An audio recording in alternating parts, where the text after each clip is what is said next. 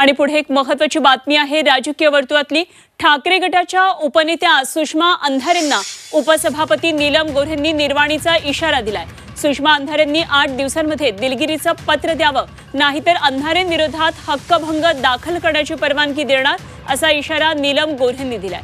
काँग्रेस आमदार रवींद्र धंगेकरांना नीलम गोऱ्हे सभागृहामध्ये बोलू देत नाहीत असा व्हिडिओ अंधारेंनी प्रसिद्ध केला होता।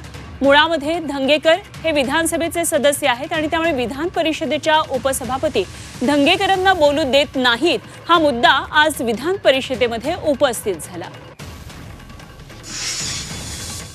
ज्ञानी लोक आहेत, अज्ञानी लोकांकडून चूक झाली तर मी समजू शकते, परंतु जे स्वतःला एवढे ज्ञानी समजतात आणि त्यांना सर्व समाज सर्टिफिकेट देतो की त्या ज्ञानी आहेत, तर अशा वेळेला त्यांच्या अज्ञानाबद्दल साधी दिलगिरी व्यक्त करण्याचं सुद्धा सौजन्य असू नये। आणि सन्माननीय सुधीर भाऊ जे म्हणाले की एकच खोटं 3-3दा सांगितलं तर ते खरं वाटायला लागतं, पण त्यांनी तसं लेखी पत्र द्यायला पाहिजे की माझ्याकडून ही नजर चुकीने किंवा अज्ञानातून किंवा गैरसमजातून झालेले अशा त्यांच्याकडून पत्र आलं पाहिजे।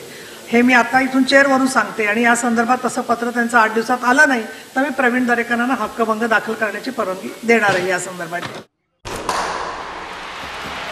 लाल मातीतली कुस्ती म्हणजे